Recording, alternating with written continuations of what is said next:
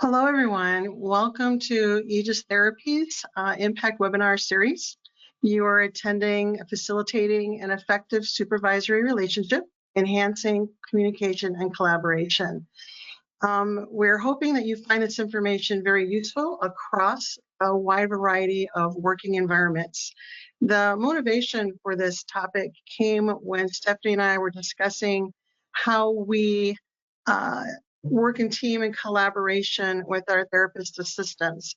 We were discussing how do we obtain the best outcomes? How do we go about determining treatment interventions and plans of care when we are supervising therapy assistants, perhaps in multiple states? Both Stephanie and I are licensed in about 5 states, and so understanding the scope of practice in those states has become very important.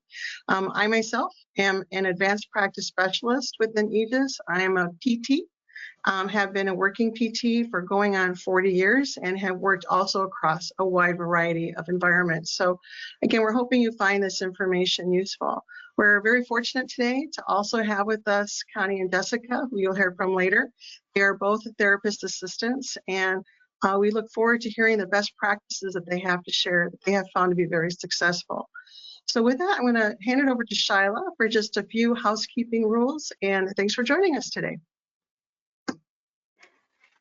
Thanks, everyone. First of all, I just want to go over a few things quickly.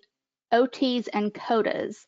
AOTA requires a post-test quiz to retain credit for this course. Below, you'll see the SurveyMonkey. It is the link. Also, in the handout section, there is a handout there that details exactly how you can get there and how to do that. In addition to that, I will also send out an email tomorrow with that link to everyone, all the OTs and CODAs. If you have any questions, you can reach out to me. My email is shyla.hamrick@aegistherapies.com. Please allow certificate to be sent out 2 weeks. If you have any questions, please use the questions feature in your panel.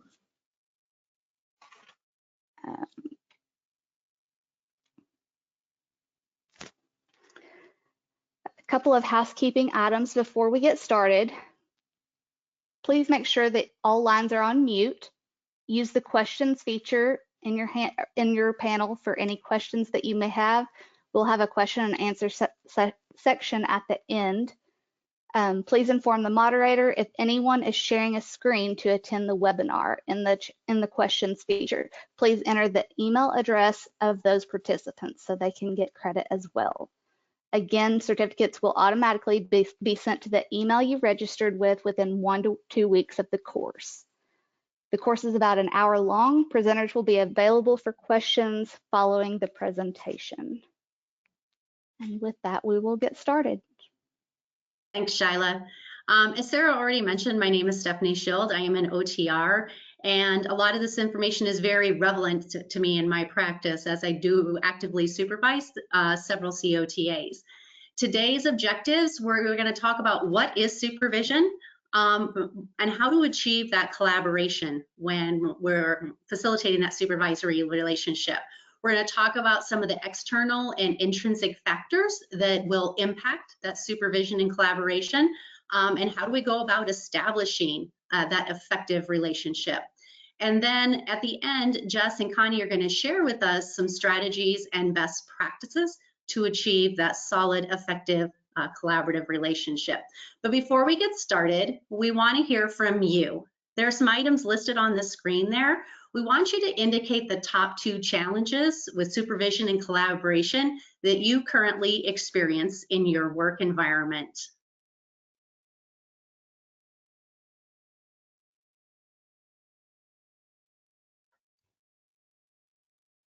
And is that polling question up, Shyla?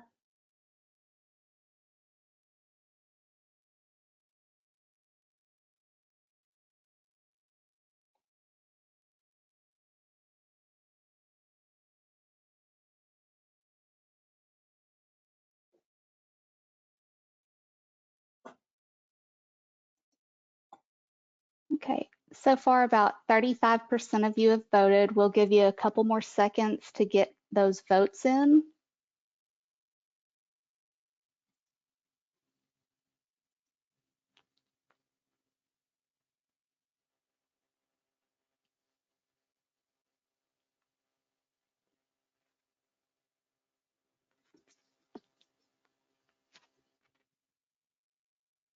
Okay.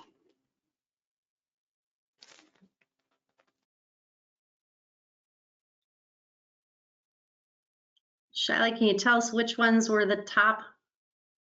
Yes, so most of you indicated time pressure and inconsistent or rotating staff at facility. Time pressure was 60%, the inconsistent or rotating staff at the facility was 50%, then it goes to technology at 25%.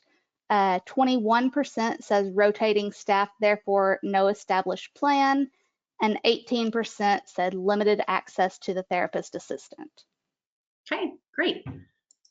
So definitely we all know and are aware there's a lot of challenges out there, and it's just a reality. Every day clinicians are faced with multiple challenges that can impact our ability to establish and facilitate that collaborative supervisory relationship. But the thing that we want to remember, the most important part, it's not those barriers and challenges. It's going to be about how are we going to go about being solution seeking, solution oriented to resolve some of those. So some of the ones you saw listed on the polling question are on the screen currently, but many of you may be engaged in telehealth practice just because of lack of staffing and resources. So how do we go about facilitating that relationship in that environment? Expectations. Oftentimes there's varying expectations between what a registered therapist may be thinking and what an assistant is thinking in regards to the patient, as well as variance and gaps between clinical skill sets.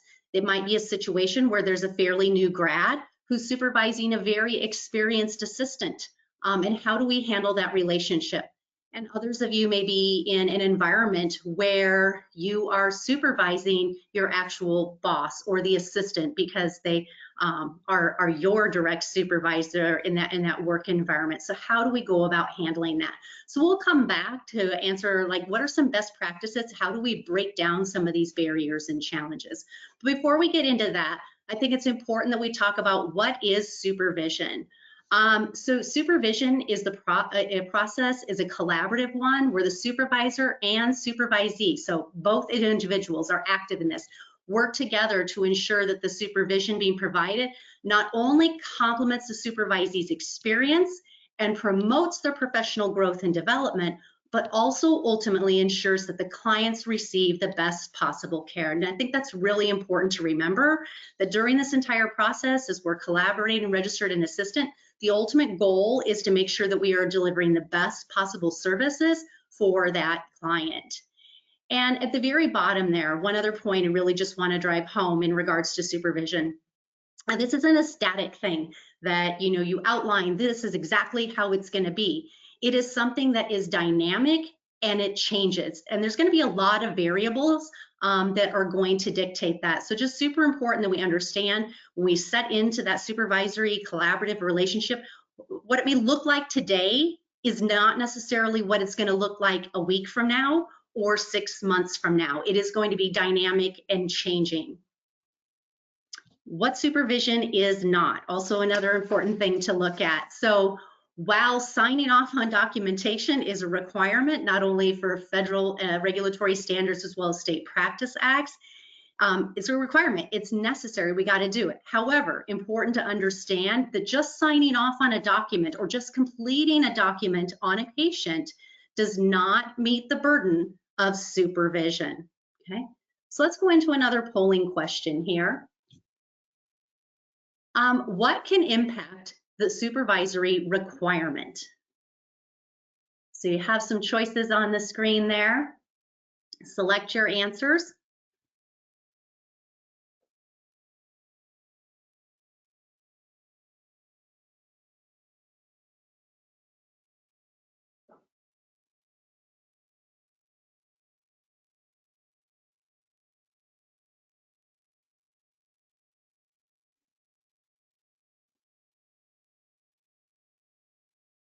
How are we doing, Shyla? About 77% have voted.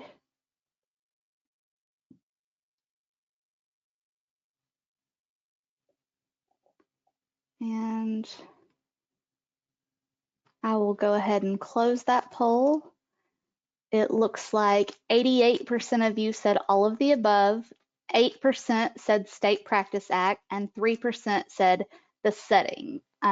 0 said payer type. Okay. Well, for those of you that said all of the above, absolutely spot on. A lot of things that we need to consider when establishing what are those actual requirements when it comes to supervision. And we'll talk about some of those in just a moment. But I want to circle back and talk just a little bit about the benefits and the impact of having an effective and efficient quality relationship, collaborative relationship between the registered therapist and the assistants. What is our ultimate goal? To ensure safe and effective delivery of therapy services. Mentioned that earlier.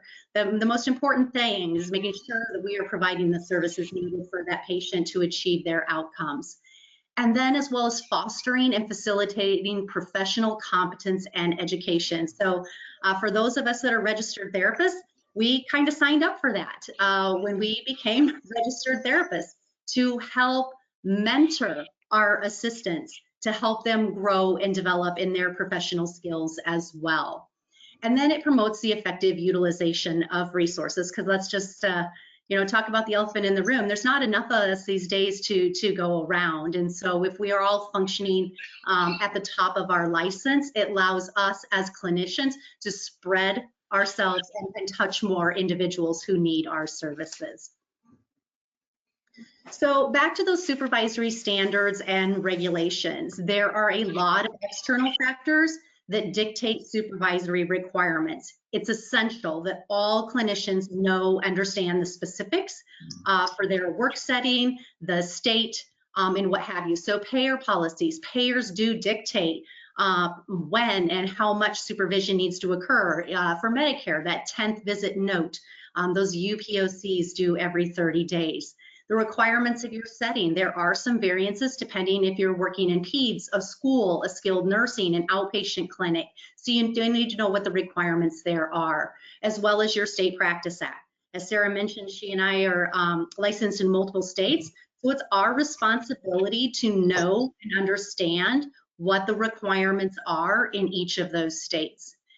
Knowing in that practice act, what is the ratio of registered to assistants? Very important to know that. And the terminology is very different from one practice act to another. Is there a requirement? Is it hours? Is it the number of visits? And how are you going to go about tracking that? Observation versus treatment. Some practice acts are very specific about the registered observing the treatment of an assistant. Others simply talk about the registered therapist treating, so hands-on with that patient. The requirements specify, does the supervision need to be direct or can it be indirect, and how much of each of those? And then as well as documentation requirements. The thing that's most important to remember is that regardless of where you are going to need to follow the most restrictive guidelines. So let's talk about ways that we can provide supervision. There's a variety of different methodologies that can be used to provide that supervision collaborative relationship between registered and assistant. But again, you're going to need to know some of those requirements that were on the prior screen first. So direct face-to-face contact. So direct observation of patient care. So if the registered and the assistant happen to have that luxury of being in the same place at the same time, be able to do some direct patient care observation. Teleobservation would be another option.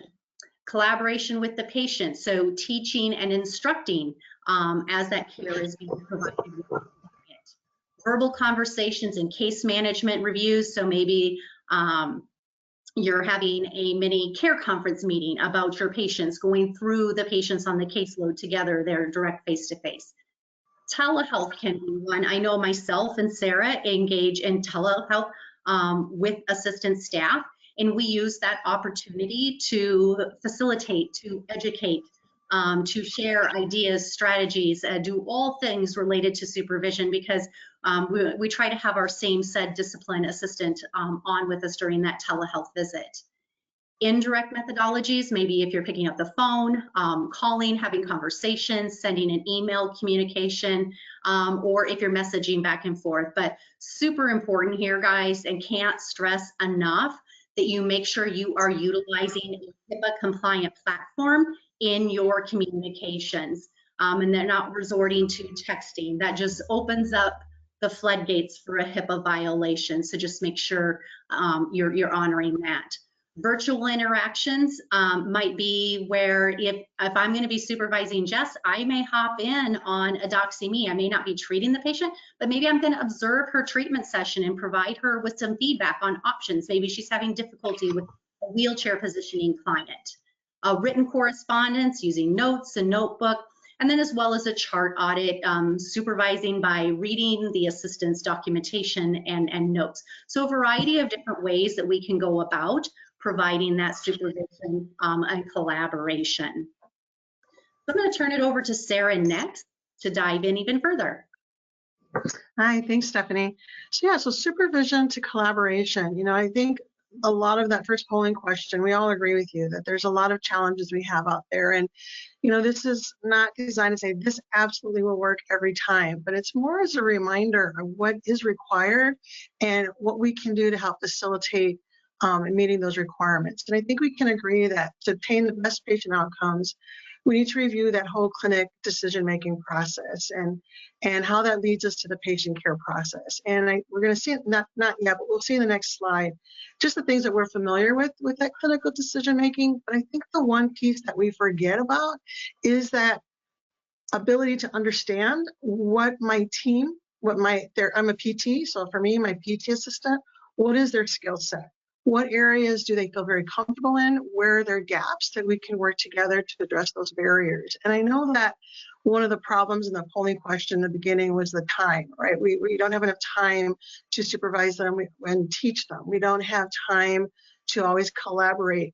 But I will share with you as a reminder, and I know you all know this, but our assistants work under our license. So if we don't take the time to collaborate and communicate, to get to know who our therapist assistant is, then we are putting not just the patient at risk, right, but both of our licenses at risk.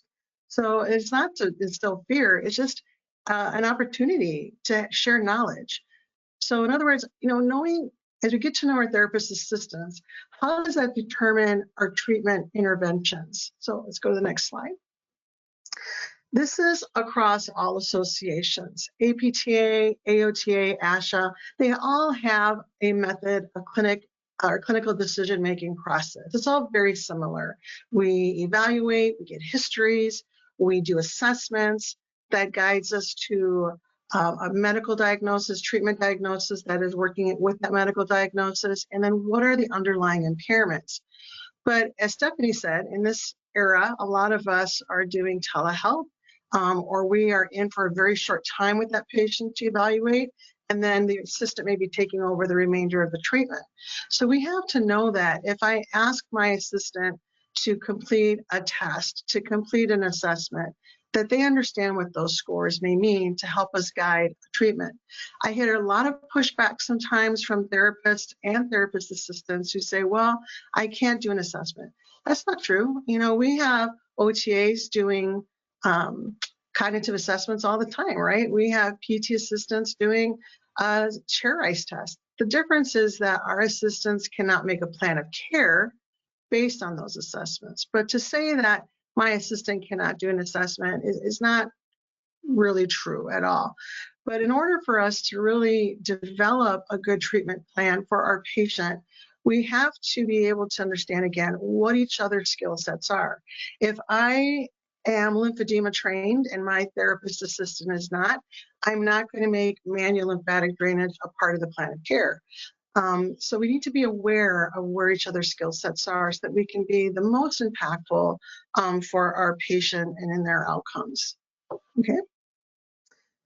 There's also the patient care process. This is ongoing. This is from the minute we evaluate them until they're discharged and leaving the building or discharged from our therapy services. it's also dynamic. Stephanie talked about how that collaboration between therapist and assistant is dynamic. The same is true of our patient care process, right? We're always reassessing, reevaluating, modifying the plan of care based on patient progress or challenges that they're having with that plan of care. But it's only going to be as effective as my therapist assistant's skills. And I think we have to all agree it's very rare these days that the therapist has equal patient care time to the therapist assistant.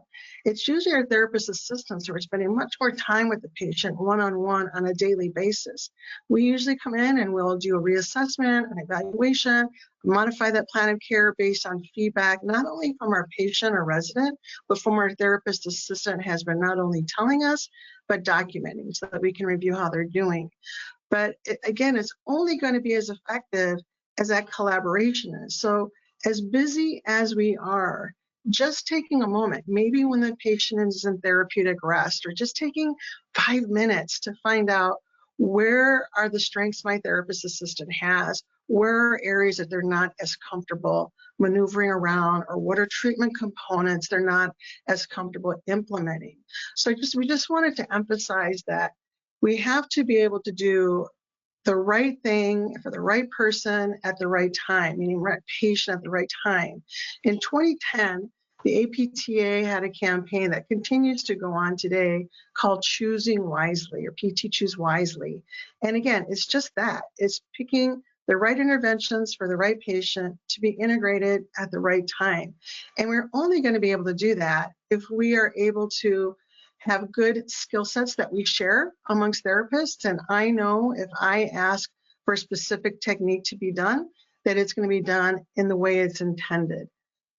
So let's review some intervention strategies that will help achieve those goals. Go to the next one.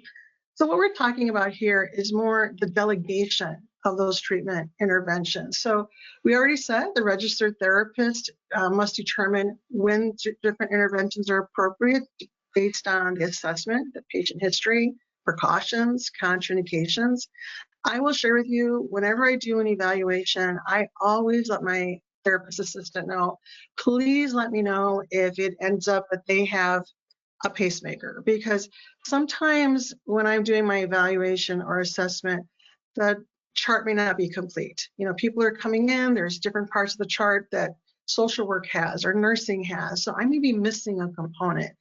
But I need to determine when something's appropriate. Is somebody supposed to be weight bearing, non-weight bearing? Are they supposed to be using a gait aid or not a gait aid? What are the restrictions that we have for that patient? And how is that going to be entwined into the interventions that we implement for that patient?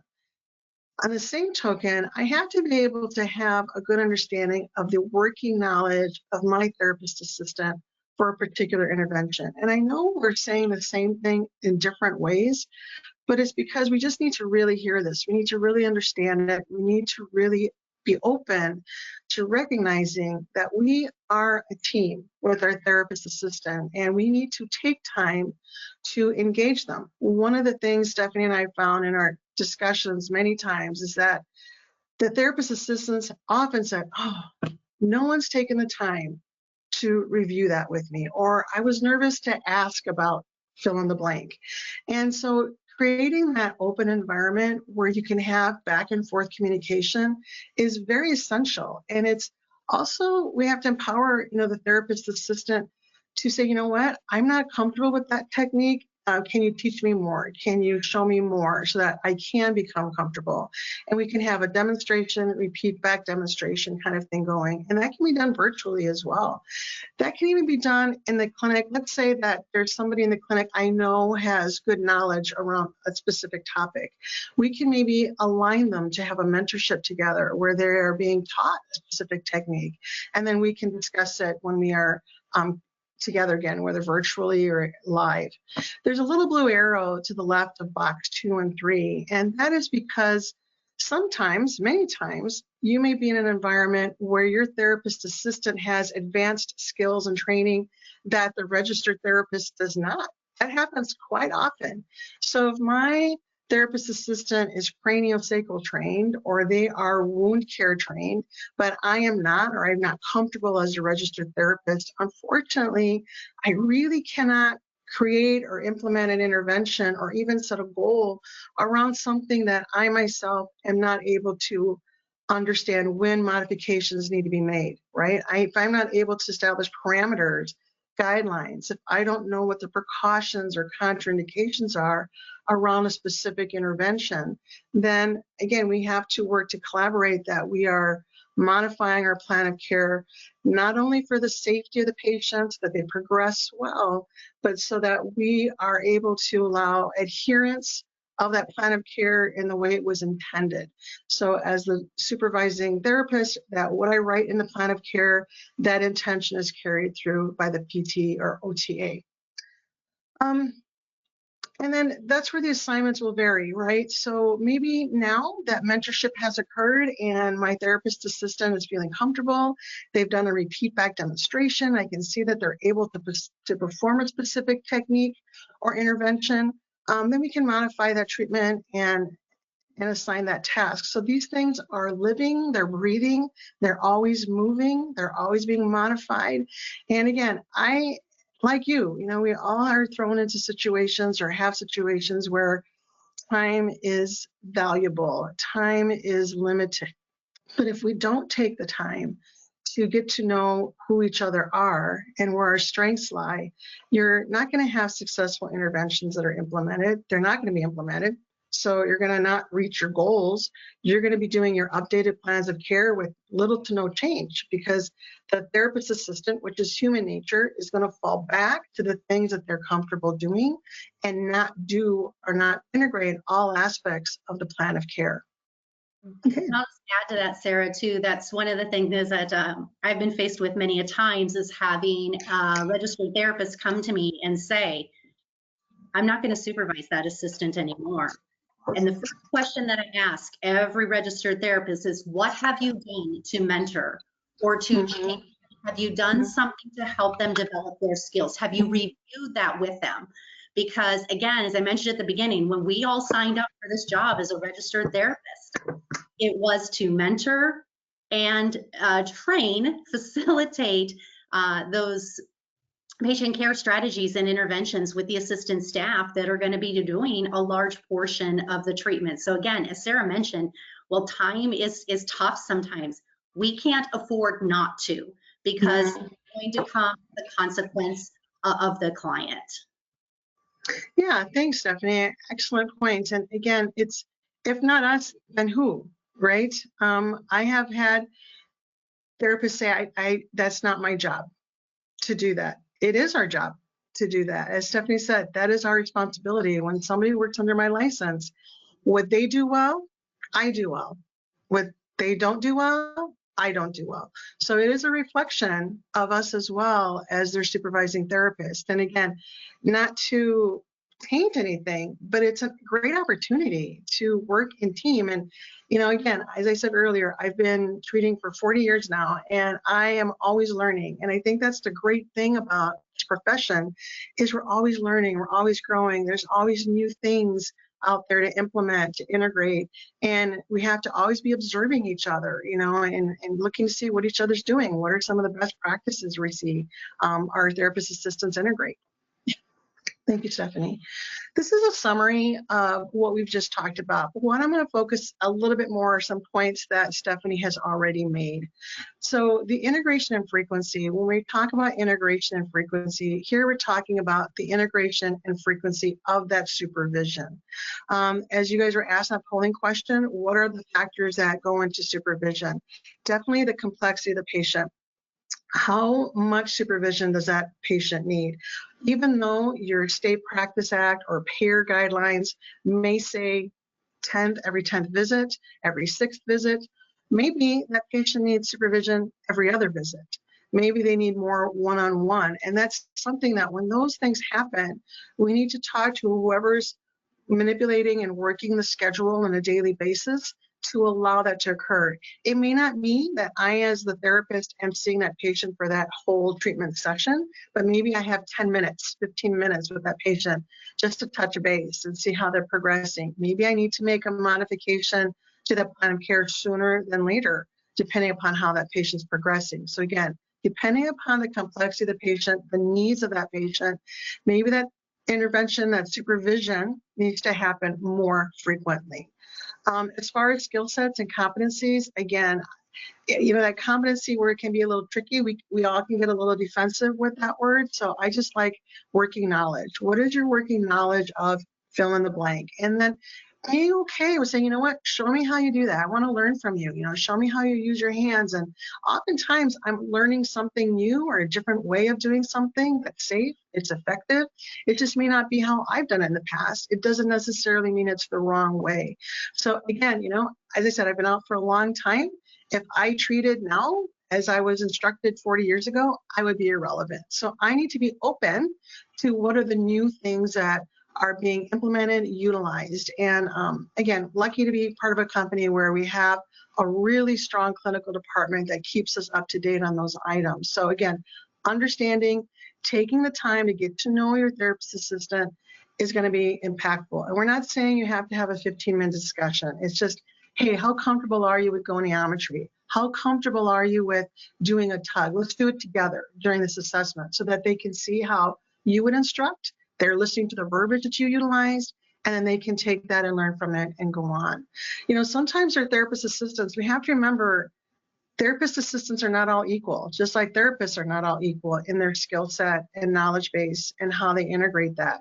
So we can't assume all therapists at one facility have the same knowledge base. All the therapist assistants at this other facility have the same knowledge base.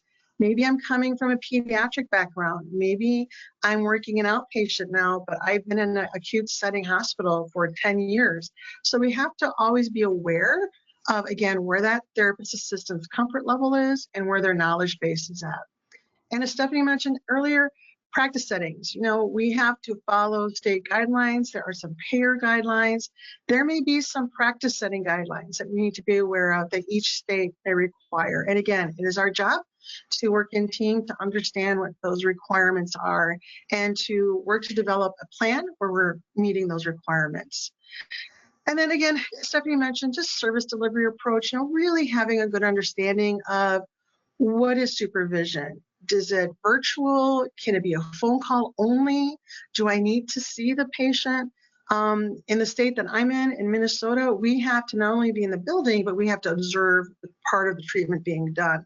So again, every state is different. We need to know what our state practice act is. And again, just knowing that even though I may be in a state where I don't have to observe the treatment, as Stephanie mentioned earlier, a great best practice is still to virtually observe treatment if a therapist is having a challenge, and to create an environment where that therapist assistant can call you, email you, and say, you know what, I'm having a challenge. Can we set up a time where you're virtually watching me do this technique, or virtually watching Mary Jo stand so we can see what are we needing to do to modify her treatment. So just because there are requirements, it doesn't mean we can't do more to supervise that therapist assistant. And again, just the regulatory requirements. Again, is it live, remote? What does that mean, in that state? What are we required to do? And making sure that, as Stephanie mentioned earlier, that we have a way to track that we have a way to make sure we're not missing anyone, for that supervisory visit component. Thanks. All right. Yeah. The next group is going to be Janice and Connie. We're going to going into some best practices, and I don't know about you guys, but I'm excited to hear what they have found to be successful. So thank you. Yeah, so just, again, all of us have experienced the challenges that are on the screen, just like all of you have. And Jess is going to lead us off what some of her best practices are, ways that she has found to mitigate, if you will, the challenges around that relationship. Hi, thank you. I'm Jessica. I have been a director of rehab here with Aegis for about 5 years. with the last year and a half as I've been a CODA with Aegis for about the last 5 years, with the last year and a half as the director of rehab.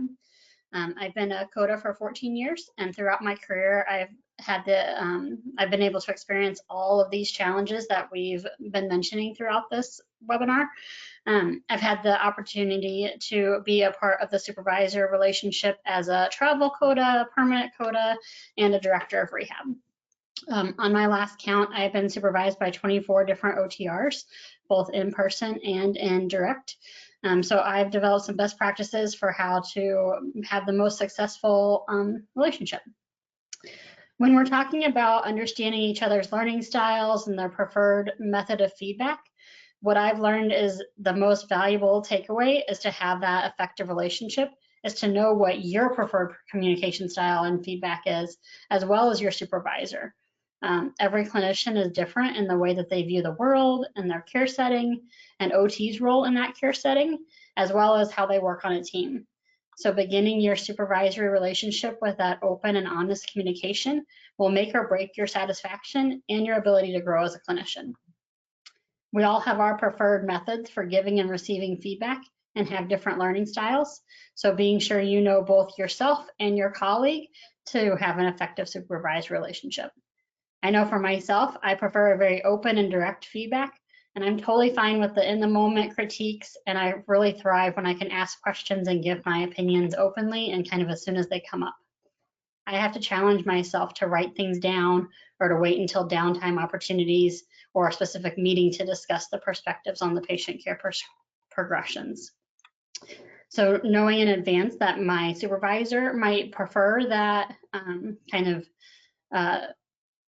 not being right in front of the patient or having a specific meeting to talk about them, and then I have to adapt myself to write things down or to wait for that meeting. With thinking about the mutual respect and setting up some clear expectations immediately and routinely, establishing open and honest communication, that applies both to in-person and indirect. Even when telehealth is involved, I'll have like a short get to know you 5-minute before the first telehealth appointment so that I can facilitate the registered clinician's telehealth visit and kind of set up our expectations of what they need to see and how that session's going to go. That allows the supervising therapist to observe my treatment interactions and my knowledge of the assessments that they're going to ask to see, and allows the therapist to perform some direct input on those strategies or an assessment that they would like to see performed. There have been instances where the registered therapist asked me to perform a test that I had not done before. So by using this method, the registered therapist was able to direct the patient and me and how to perform that task and assess my ability to return demonstrate it. That's how I learned the 5 times sit to stand test, was actually performing or facilitating the telehealth visit. When setting up expectations, each registered clinician needs to feel empowered to really take ownership of that patient's case. Every plan of care, every progress note, research, it's all an opportunity to adjust the course of that patient's plan of care. Even if that registered therapist did not complete the original plan of care or even the last document, they're still in charge of how that patient is presenting today and what next steps therapy needs to focus on to achieve that patient's discharge goals. This is an area that I had some difficulty getting consistent carryover with, especially when I was using multiple registered clinicians and telehealth support at the same time. Some of my therapists would default to keeping the goals at the same levels or just the same goals and not really advancing that plan of care. I reached out to my regional clinical director, Stephanie, and we were able to develop a kind of quick reference guide of some question prompts for both the assistant and the registered to kind of facilitate that conversation flow. Some of those questions included things like, is the current frequency and intensity still indicated and why? Are the short-term goals appropriate, or are there any new goals added? What's the focus of the treatment sessions for the functional deficits or underlying impairments? Has something new come up that we need to address? Any changes in the approach that might be needed? And talking about what the estimated discharge date, location, if there's a need for HEP or restoratives, That really helped the assistant to feel empowered to be part of the conversation, as well as the registered clinician to feel that sense of ownership of that patient's case. Because supervision is more than just signing off on the notes. It's more than just writing a progress note and moving on. It's all about developing that clinical relationship to support achievement of optimal patient outcomes. So sometimes I'll get this question of, what if the registered clinician feels the plan of care is not being followed? Setting up those clear expectations and having that open and honest communication can mitigate those issues. However, when or if some concerns still might arise, it's important to find the root cause. Is it a lack of understanding, a lack of knowledge, or ambiguity in the plan of care? Supervision is not a one-way street and involves two-way communication and collaboration from both parties. Some best practice ideas might be focusing on identifying the areas that each clinician really thrives in, or what areas may need some more professional development. A way I've implemented this is by using like a get to know you kind of form questionnaire to prompt in providing a basis of that conversation to get to know each other's professional goals and provide that form of feedback and accountability on achieving the goals that we've established. The supervising clinician does have a professional responsibility to mentor the assistant clinician. If the relationship is really strained, it might be time to call in reinforcements, and that's okay. Involving the therapy manager or other leadership in the conversation can help provide that third-party perspective, as well as make it not feel so confrontational. The intent is really to provide a basis to enhance the relationship for the benefit of achieving the patient outcomes. Really placing that patient at the center of the why is so important and can really help keep that conversation objective and not a personal bias on the clinician. So much stems from how we set up our relationships in the beginning and how consistently we manage the expectations and hold each other accountable. Everyone experiences burnout feelings, and sometimes it may not be in the right headspace for growth. So having that mutual respect and that clear understanding of expectations is so crucial. When we're talking about what if the managing or the director of rehab might be the assistant, and you're managing that supervisory relationship when your assistant is your boss. The director of rehab is that operational manager, right? So the OTR or the RPT is the clinical case manager. So having that delineation of what the roles are and how those expectations are going to be followed. The director of rehab can ask questions and seek to understand clinical decisions that may affect the key metrics. However, the registered clinician continues to be the clinical supervisor for the patient. The supervisory relationship is dynamic and an ever-changing fluid relationship, and it should be built on the same expectations, whether that assistant is the manager or a staff clinician. Maintaining that level of respect and clear expectations can help make the relationship flow smoothly. I'm in the unique situation that I don't have a consistent OTR. I really rely on that consistency of travelers coming in and out. So this conversation comes up every time I interview a potential OTR, and I'm frequently repeating it every 12 weeks as travelers cycle in and out. So I always like to start that like, I am the CODA and my role is to carry over that plan of care that the OTR writes. I am absolutely going to be an active participant and give my perspective on how treatments are going or what areas I'm noticing that may need to be focused on, or if goals are being achieved or may not be appropriate and they need to be addressed even before that progress note might be due. But it's ultimately the OTR that has that final say on what's written into the plan of care and the direction the treatment should be focused. Maintaining this open and direct relationship has been successful for me.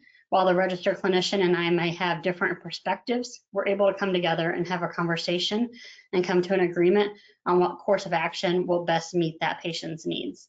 A specific example of this that I can think of is I've had a therapist in the past that would put like a shoulder strength goal on every single patient, every single plan of care. So as the manager, I'm kind of realizing this might not be the best patient-centered direct care because we're not really finding the underlying impairment that we need to address. So cueing that therapist that, hey, we might want to dig a little deeper and find out, does that patient actually need strength training, or is there something else going on that we should be addressing besides just strength? So to reiterate, my most important best practice to take away from this call is the supervisor relationship is dynamic and it's ever changing, and each clinician has to feel empowered to speak up and reach out for what they want and what they need in that relationship to be able to practice at the top of our licensure, but also to provide the optimal care to the patient, because it really is all about helping patients achieve successful outcomes. Thanks, Jess. Appreciate you sharing. Next, we're going to pop over to Connie, and Connie's got some best practices to share with all of us as well. Hi, everyone. My name is Connie Peace, and I've been a PTA for 25 years with 10 years experience as a director of rehab. And I've also worked in many different settings. However, I'm currently a director of rehab in a skilled nursing facility. And I've seen many different factors that impact that supervision and collaboration. I'd just like to share some of those factors and some best practices that I've found that help to establish that effective collaborative supervisory relationship. And I'm different than Jess in the sense that my facility has more permanent staff. So our solutions are a little different and maybe a little more set in stone because we do have more stable staffing there. But it can be really difficult regardless of the staffing or the situation you're in for therapists and assistants to successfully navigate situations like telehealth, remote or indirect supervision. And sometimes that relationship that you would normally develop in a face-to-face interaction between that therapist and assistant can be lost when you're not seeing that person face-to-face or talking with that person. So it's really important that you develop that solid plan for the collaboration to occur. You have to plan for it to happen. It's not something that you want to just occasionally bump into somebody or catch them on, on a call. You want to make sure that you're planning for it to happen. A best practice that we use in our facility is that we do a morning quick Teams messaging with the therapist. If there's going to be telehealth that day, we message with that therapist. It's about 10 to 15 minutes, and we discuss the patients that's going to be seen that day for the telehealth visit and set up that time that we're going to make that visit happen. We also do a weekly meeting where we discuss the full patient caseload, 45 minutes to 60 minutes. We're discussing the discharge plan, the progress, the goals, discussing if something needs to be changed. Do we need to update things? Do we need to plan for the discharge? We're collaborating and communicating at that time as well. And, we're basically ensuring that the collaboration and communication is occurring regularly and as needed. So it gives us a lot of opportunities throughout the week to make sure that we're doing that. And just a reminder, if you do rely heavily on the electronic communication, you just want to really make sure that you're maintaining your HIPAA compliance. It can be really easy and tricky for that to kind of go by the wayside when you're primarily using telehealth, like some facilities are doing. Another factor that I think definitely impacts the collaboration and supervision is poor planning or competing schedules. Scheduling should be given special attention. Ideally, scheduling should happen 7 to 10 days in advance to ensure that you're getting the appropriate information, you're gathering that information, you're addressing all the goals timely, you're collaborating with therapists and assistant. So by planning that schedule 7 to 10 days in advance, you can see what's upcoming and what you need to achieve in that time frame.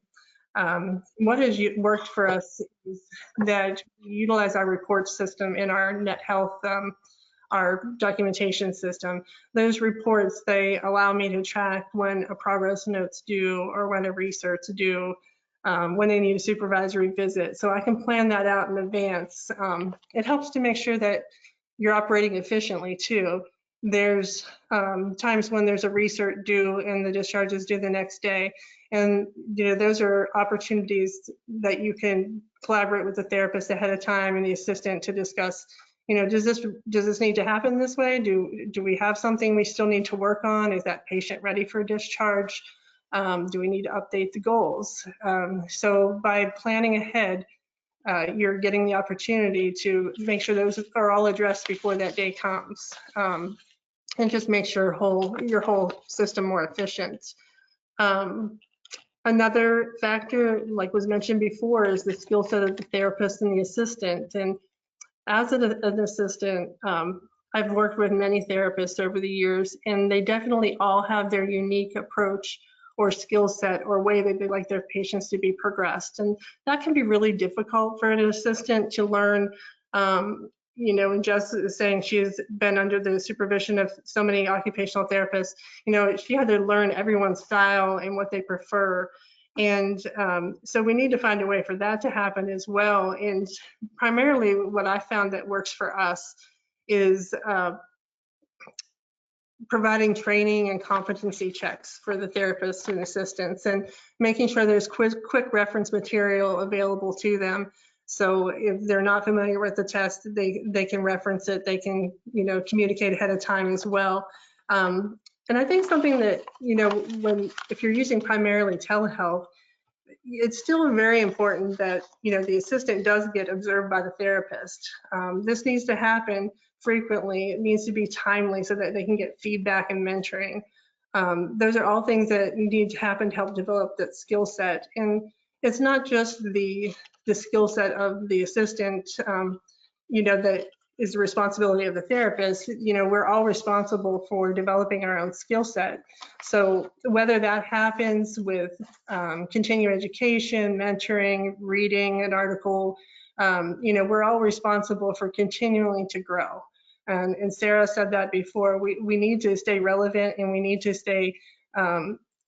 to complement each other. So we help each other, but we're also responsible for doing those things on our own as well.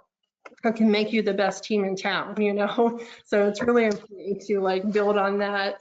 And I've seen it work fantastic. I've seen it where your facility becomes well known for how good you work together and the outcomes of your patients, and that will show. Your outcomes will be phenomenal, and you'll get that reputation as being a great therapist or a great assistant. And just one final factor that I thought was worth mentioning is, we have to plan for the success of the collaboration. We have to plan for the success of the visit. If we go in unprepared, we're not going to be successful. We're not going to get the information that's needed for the therapist to complete that supervisory visit or to do a progress note. And it's basic therapy 101 type of things where you look for the external factors that might interrupt the flow of this. We've all been to the patient's room, and we get there and we see that they're out for an appointment. And, we missed our opportunity to see them. We didn't meet the requirement for the supervisory visit to occur. And so we need to plan those things out. Make sure you have the equipment you need when you go to the room. One thing that we do is we have a central location for equipment that you would need for an eval or a telehealth visit. We have a bag ready that has your blood pressure cuff, your pulse ox, your gait belt. Set yourself up for success. That seems like such a simple thing, but it can affect the outcome of your patient. It can affect the progress of your patient or the updating of goals if you don't go in prepared. And I also recommend, if you have a tech, definitely utilize your tech, especially if you're using telehealth. You want to make sure that the therapist who's working with you can see the entire treatment. You want to make sure that they can actively direct the visit, that they can direct the therapy. You don't want them to see your back as you're transferring the patient, So take advantage of what you have and plan for that success.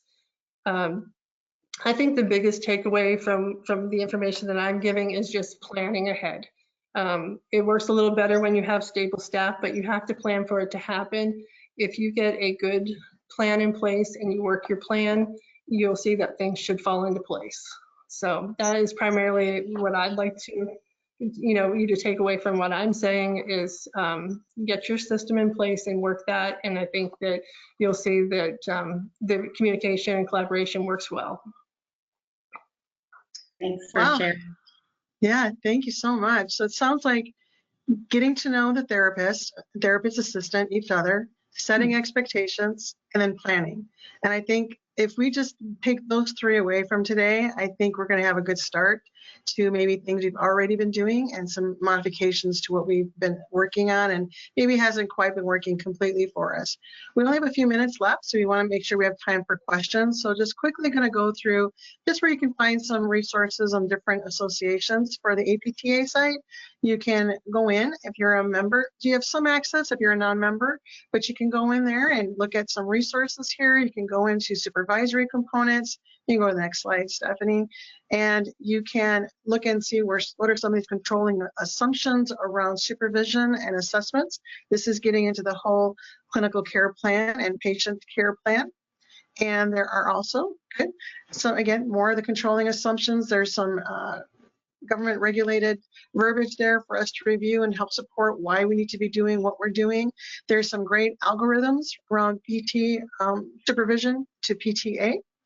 And there is even just a little quick little verbiage, again, just what Connie was saying, just around telehealth and some maybe extenuating circumstances, some other considerations that we need to have around supervising in the virtual world.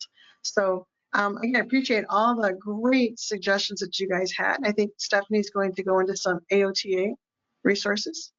So some resources out there for our OTs. There's a section on OT and OTA interprofessional collaboration. And then at the bottom there, it's going to take you to a link, and there are 4 different articles there. The Ethics Advisory Board has one on supervision and collaboration between OT and OTAs.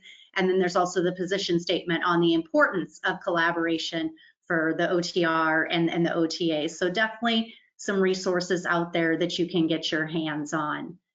And so one more polling question as Shyla's getting the questions from the chat for us.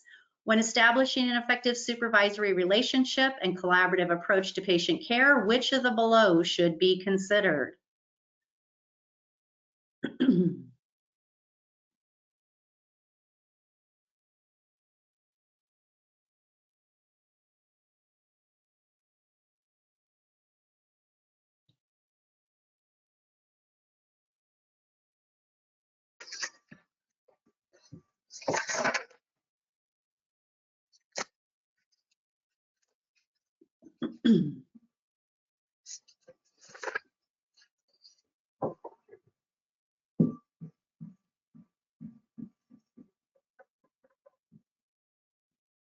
All right, about 80% of you have given a vote, so I'll go ahead and close that. 96% of you said all of the above. 3% said clinician learning style. 1% said clinical presentation of the client. 1% said practice setting, and 0% said personal preferences and feedback and communication. Definitely all of the above. So everything is going to have a slightly different impact, a little bit of variability in there as well. Shyla, you have any questions for us? I think finally, I think sometimes, Stephanie, that people will choose an answer that perhaps in their setting, they're feeling right now. Do you know what I mean? So if they're feeling one of these a little bit more than the other, they may kind of focus on that. Yeah, I hear you. Mm-hmm. I don't have any questions right now. The question box is open if you guys have anything for the panelists. One thing that Jessica talked about and Connie was adored, director of rehab, that's just the therapy department director, whoever that is in your facility. And then Jessica also talked about the get to know you form. In our company, you can create one in your own setting. It's just a form that's utilized to engage and interact questions, get to know who the therapist assistant is, get to know who your team is. And one of them is how they best like to hear how they're doing well, how they best like to hear suggestions to improving in a certain area, just getting to know them. So it's just as it sounds, but you can certainly create one in your own department, and it seems to work very well. Not just doing it, but utilizing those responses to guide your approach to each other. Mm-hmm. Anything else pop up yet, Shyla? Nothing yet. Okay, so we will get ready to close out today's call. We certainly appreciate you all hopping on, and just Some quick tips for success, summarizing the things from today's call. So definitely, absolutely need to know your State Practice Act and the regulatory standards. This is a joint relationship and a joint effort between both the R and the assistant. One is not more responsible than the other in facilitating that supervisory collaborative relationship. Make sure there's that mutual understanding, respecting each other's experiences, education, credentials, and competency levels. Because as everybody's mentioned before, you know, not every therapist is created equal. We all have a set of unique clinical strengths. Encourage creativity and innovation. And then clinicians must recognize when additional mentoring or supervision is needed based on his or her own clinical skills. We've already talked about this a lot. We all signed up for it as registered therapists. We agreed to be a mentor for those assistants that are working under our license. And as Sarah pointed out, you can't afford not to, because if this is successful, you as an R are going to be successful. If they're not, that's also a reflection upon you. Just talked a lot about communication. Communication is key and pivotal. And then be honest and appreciative of the feedback. So we certainly appreciate all of our panelists being on today and sharing their experiences, best practice. We appreciate your attendance today. We hope you have a wonderful rest of your day. Thanks so much. Bye, everyone. Thanks, everyone.